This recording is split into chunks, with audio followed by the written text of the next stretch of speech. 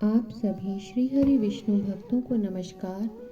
स्वागत है अनुकरणीय सनातन पर। आज मैं आपको कार्तिक मास महात्म्य कथा अध्याय 30, 31 और 32 सुनाने जा रही हूँ। आइए श्रवण करते हैं पावन कथा। सभी बोले श्री हरि विष्णु भगवान की जय। कार्तिक मास की कथा करते भव से पार, 30वां अध्याय लिखो। हुई हरि कृपा अपार। भगवान श्री कृष्ण सत्यभामा से बोले, हे प्रिय, नारद जी के यह वचन सुनकर महाराजा पृथु बहुत आश्चर्यचकित हुए। अंत में उन्होंने नारद जी का पूजन करके उनको विदा किया। इसलिए माघ, कार्तिक और एकादशी यह 3 व्रत मुझे अत्यधिक प्रिय हैं। वनस्पतियों में तुलसी, महीनों में कार्तिक, तिथियों में एकादशी और क्षेत्रों में प्रयाग मुझे बहुत प्रिय हैं। जो मनुष्य इंद्रियों पर विजय प्राप्त कर इनका सेवन करता है, वह मुझे यज्ञ करने वाले मनुष्य से भी अधिक प्रिय है। जो मनुष्य विधि पूर्वक इनकी सेवा करते हैं, मेरी कृपा से उन्हें समस्त पापों से छुटकारा मिल जाता है। भगवान श्री कृष्ण के वचन सुनकर सत्यभामा ने कहा, हे प्रभु, आपने बहुत ही अद्भुत बात कही है कि दूसरे के लिए पुण्य के फल से कलह की मुक्ति हो गई। यह प्रभावशाली कार्तिक मास आपको अधिक प्रिय है, जिससे पति द्रोह का पाप केवल स्नान के पुण्य से ही नष्ट हो गया। दूसरे मनुष्य द्वारा किया हुआ पुण्य उसके देने से किस प्रकार मिल जाता है, यह आप मुझे बताने की कृपा करें। श्री कृष्ण भगवान बोले, प्रिय, जिस कर्म द्वारा बिना दिया हुआ पुण्य और पाप मिलता है, उसे ध्यान पूर्वक सुनो। सतयुग में देश, ग्राम तथा कुलों को दिया पुण्य या पाप मिलता था, किंतु कलयुग में केवल कर्ता को ही पाप तथा पुण्य का फल भोगना पड़ता है। संसर्ग न करने पर भी वह व्यवस्था की गई है और संसर्ग से पाप व पुण्य दूसरे को मिलते हैं, उसकी व्यवस्था भी सुनो। पढ़ना, यज्ञ करना और एक साथ भोजन करने से पाप पुण्य का आधा फल मिलता है। एक आसन पर बैठने तथा सवारी पर चढ़ने से, श्वास के आने जाने से पुण्य व पाप का चौथा भाग जीव मात्र को मिलता है। छूने से, भोजन करने से और दूसरे की स्तुति करने से पुण्य और पाप का 6वां भाग मिलता है। दूसरे की निंदा, चुगली और धिक्कार करने से उसका 7वां भाग मिलता है। पुण्य करने वाले मनुष्य को जो कोई सेवा करता है, वह सेवा का भाग लेता है और अपना पुण्य उसे देता है। नौकर और शिष्य के अतिरिक्त जो मनुष्य दूसरे से सेवा करवाकर उसे पैसे नहीं देता, वह सेवक उसके पुण्य का भागी होता है। जो व्यक्ति पंक्ति में बैठे हुए भोजन करने वालों की पत्तल लांघता है, वह उसे अपने पुण्य का 6वां भाग देता है। स्नान तथा ध्यान आदि करते हुए मनुष्य से जो व्यक्ति बातचीत करता है या उसे छूता है, वह अपने पुण्य का 6वां भाग दे डालता है। जो मनुष्य धर्म के कार्य के लिए दूसरों से धन मांगता है, वह भी पुण्य का भागी होता है। ठीक उसी प्रकार जिस प्रकार की दान करने वाला पुण्य का भागी होता है, जो मनुष्य धर्म का उपदेश करता है और उसके बाद सुनने वाले से याचना करता है, वह अपने पुण्य का 6वां भाग उसे दे देता है। जो मनुष्य दूसरों का धन चुराकर उससे धर्म करता है, वह चोरी का फल भोगता है और शीघ्र ही निर्धन हो जाता है। और जिसका धन चुराता है, वह व्यक्ति पुण्य का भागी होता है। बिना ऋण उतारे जो मनुष्य मृत्यु को प्राप्त होता है, उसको ऋण देने वाले सज्जन पुरुष पुण्य के भागी होते हैं। शिक्षा देने वाला, सलाह देने वाला, सामग्री को जुटाने वाला तथा प्रेरणा देने वाला, यह पाप और पुण्य के 6ठे भाग को प्राप्त करते हैं। राजा प्रजा के पाप पुण्य के षष्ठांश का भोगी होता है। गुरु शिष्यों का, पति पत्नी का, पिता पुत्र का, स्त्री पति के लिए पुण्य का 6ठा भाग पाती है। पति को प्रसन्न करने वाली आज्ञाकारी स्त्री पति के लिए पुण्य का आधा भाग ले लेती है, अर्थात पति के पुण्य का आधा भाग वह ले लेती है। जो पुण्यात्मा पराये लोगों को दान करते हैं वह उनके पुण्य का छठा भाग प्राप्त करते हैं। जीविका देने वाला मनुष्य जीविका ग्रहण करने वाले मनुष्य के पुण्य के छठे भाग को प्राप्त करता है। इस प्रकार दूसरों के लिए पुण्य अथवा पाप बिना दिए भी दूसरे को मिल सकते हैं, किंतु यह नियम जो कि मैंने बतलाए हैं ये कलयुग में लागू नहीं होते।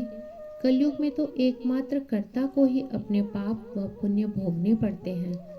इस संबंध में एक बड़ा पुराना इतिहास है जो कि पवित्र भी है और बुद्धि प्रदान करने वाला कहा जाता है। उसे ध्यान पूर्वक सुनो। इति कार्तिक मास महात्म्य कथा अध्याय 30 संपूर्ण। सभी बोले श्री हरि विष्णु भगवान की जय। श्रीमन्नारायण नारायण हरि हरि, भजमन नारायण नारायण हरि हरि। आइए अब श्रवण करते हैं कार्तिक मास महात्म्य कथा अध्याय 31। सभी बोले श्री हरि विष्णु भगवान की जय। कार्तिक मास महात्म्य का यह 31वां अध्याय बतलाया भगवान ने प्रभु स्मरण का सरल उपाय। भगवान श्री कृष्ण ने कहा, पूर्व काल में अवंतीपुर उज्जैन में धनेश्वर नामक एक ब्राह्मण रहता था। वह रस, चमड़ा और कंबल आदि का व्यापार करता था। वह वैश्यागामी और मद्यपान आदि बुरे कर्मों में लिप्त रहता था। चूंकि वह रात दिन पाप में रत रहता था, इसलिए वह व्यापार करने नगर नगर घूमता था। एक दिन वह क्रय विक्रय के कार्य से घूमता हुआ महिष्मतीपुरी में जा पहुंचा, जो राजा महिष ने बसाई थी। वहां पाप नाशनी नर्मदा सदैव शोभा पाती है। उस नदी के किनारे कार्तिक का व्रत करने वाले बहुत से मनुष्य अनेक गांवों से स्नान करने के लिए आए हुए थे। धनेश्वर ने उन सबको देखा और अपना सामान बेचता हुआ वह भी 1 मास तक वहीं रहा। वह अपने माल को बेचता हुआ नर्मदा नदी के तट पर घूमता हुआ स्नान, जप और देवार्चन में लगे हुए ब्राह्मणों को देखता और वैष्णव के मुख से भगवान श्री हरि विष्णु के नामों का कीर्तन सुनता। वह वहां रहकर उनको स्पर्श करता रहता, उनसे बातचीत करता रहता। वह कार्तिक के व्रत की उद्यापन विधि तथा जागरण भी देखा करता था। उसने पूर्णिमा के व्रत को भी देखा कि व्रती ब्राह्मणों तथा गौओं को भोजन करा रहे हैं, उनको दक्षिणा आदि भी दे रहे हैं। उसने नित्य प्रति भगवान श्री शंकर की प्रसन्नता के लिए होती दीपमाला भी देखी। त्रिपुर नामक राक्षस के 3 पुरों को भगवान शिव जी ने इस तिथि को जलाया था, इसलिए भगवान शिव जी के भक्त इस तिथि को दीप उत्सव मनाते हैं। जो मनुष्य मुझ में और भगवान शिव में भेद करता है उसकी समस्त क्रियाएं निष्फल हो जाती हैं। इस प्रकार नर्मदा तट पर रहते हुए जब उसको 1 माह व्यतीत हो गया तो एक दिन अचानक उसे किसी काले सांप ने डस लिया। इससे विवल होकर वह भूमि पर गिर पड़ा। उसकी यह दशा देखकर वहां के दयालु भक्तों ने उसे चारों ओर से घेर लिया और उसके मुंह पर तुलसी दल मिश्रित जल के छींटे देने लगे। जब उसके प्राण निकल गए तब यमदूतों ने आकर उसे बांध लिया और कोड़े बरसाते हुए उसे यमपुरी ले गए। उसे देखकर चित्रगुप्त ने यमराज से कहा कि इसने बाल्यावस्था से लेकर आज तक केवल बुरे कार्य ही किए हैं। इसके जीवन में तो पुण्य का लेश मात्र भी दृष्टिगोचर नहीं होता। यदि मैं पूरे 1 वर्ष तक भी आपको सुनाता रहूं तो भी इसके पापों की सूची समाप्त नहीं होगी। यह महापापी है, इसलिए इसको 1 कल्प तक घोर नरक में डालना चाहिए। चित्रगुप्त की बात सुनकर यमराज ने कुपित होकर काल नेमी के समान अपना भयंकर रूप दिखाते हुए अपने अनुचरों को आज्ञा देते हुए कहा, हे प्रेत सेनापतियों, इस दुष्ट को मुग्धरों से मारते हुए कुंभीपाक नरक में डाल दो। सेनापतियों ने मुग्धरों से उसका सर फोड़ते हुए कुंभीपाक नरक में ले जाकर खौलते हुए तेल के कड़ाहे में डाल दिया। प्रेत सेनापतियों ने उसे जैसे ही तेल के कढ़ाई में डाला, वैसे ही वहां का कुंड शीतल हो गया। ठीक उसी प्रकार जिस प्रकार पूर्व काल में प्रहलाद जी को डालने से दैत्यों की जलाई हुई आग ठंडी हो गई थी, यह विचित्र घटना देखकर प्रेत सेनापति यमराज के पास गए और उनसे सारा वृत्तांत कहा। सारी बात सुनकर यमराज जी भी आश्चर्यचकित हो गए और इस विषय में पूछताछ करने लगे। उसी समय नारद जी वहां आए और यमराज से कहने लगे, सूर्यनंदन, यह ब्राह्मण नरकों का उपभोग करने योग्य नहीं है।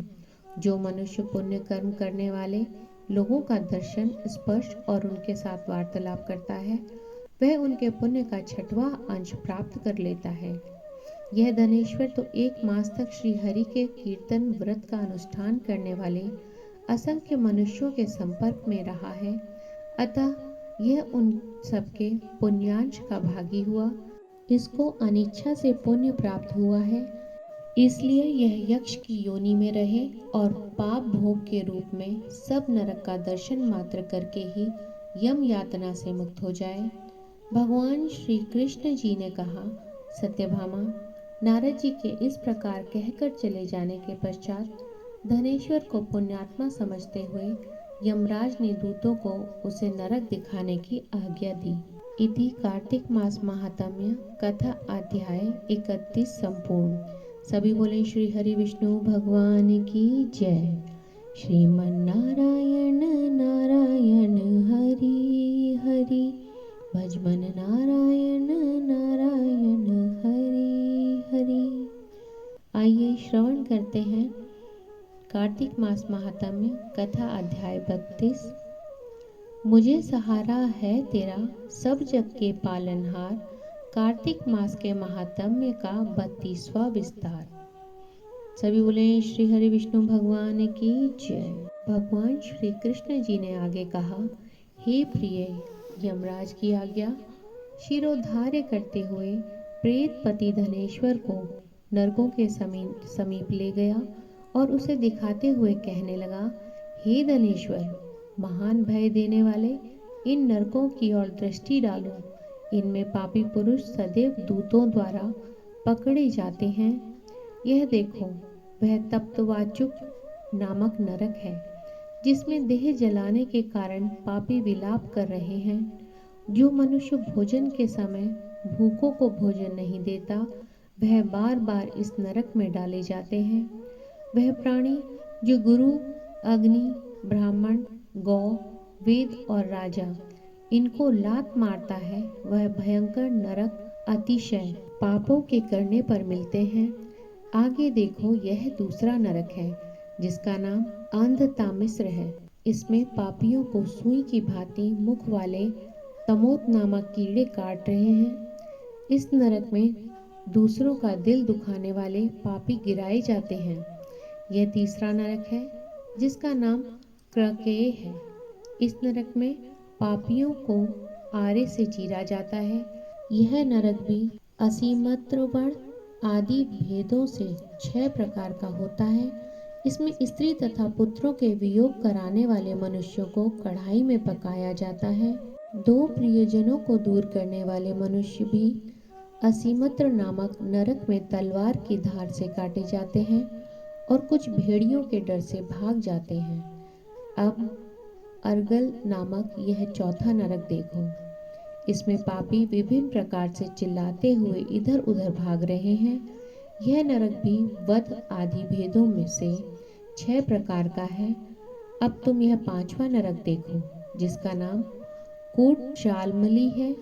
इसमें अंगारों की तरह कष्ट देने वाले बड़े बड़े कांटे लगे हैं। यह नरक भी यातना आदि भेदों से 6 प्रकार का है। इस नरक में पर स्त्री गमन करने वाले मनुष्य डाले जाते हैं। अब तुम यह 6वां नरक देखो। उल्वड़ नामक नरक में सर नीचे करके पापियों को लटकाया जाता है। जो लोग भक्षया भक्ष का विचार नहीं करते, दूसरों की निंदा और चुगली करते हैं, वे इस नरक में डाले जाते हैं। दुर्गंध भेद से यह नरक भी 6 प्रकार का है। यह 7वां नरक है, जिसका नाम कुंभीपाक है। यह अत्यंत भयंकर है और यह भी 6 प्रकार का है। इसमें महापातकी मनुष्यों को पकाया जाता है। इस नरक में सहस्त्रों वर्षों तक यातना भोगनी पड़ती है। यही रौरव नरक है। जो पाप इच्छा रहित किए जाते हैं वह सूखे, और जो पाप इच्छा पूर्वक किए जाते हैं वह पाप आर्द्र कहलाते हैं। इस प्रकार शुष्क और आर्द्र भेदों से यह पाप 2 प्रकार के होते हैं। इसके अलावा और भी अलग अलग 84 प्रकार के पाप हैं। अपकीर्ण, पंडाकते, मलिनीकरण, जाति, भ्रंशकरण, उपाय, अतिपाप, महापाप, यह 7 प्रकार के पातक हैं। जो मनुष्य जैसा कर्म करता है उसे इन 7 नरकों में उसके पाप कर्मों के अनुसार पकाया जाता है। चूंकि तुम्हें कार्तिक व्रत करने वाले प्रभु भक्तों का संसर्ग प्राप्त हुआ था, उससे पुण्य की वृद्धि हो जाने के कारण यह सभी नरक तुम्हारे लिए निश्चय ही नष्ट हो गए हैं। इस प्रकार धनेश्वर को नरकों का दर्शन कराकर प्रेत राजू से यक्ष लोक में ले गए। वहां जाकर उसे वहां का राजा बना दिया। कार्तिक मास का व्रत महाफल देने वाला है। इसके समतुल्य अन्य कोई दूसरा पुण्य कर्म नहीं है। जो भी मनुष्य इस व्रत को करता है तथा व्रत करने वाले का दर्शन करता है उसे मोक्ष की प्राप्ति होती है।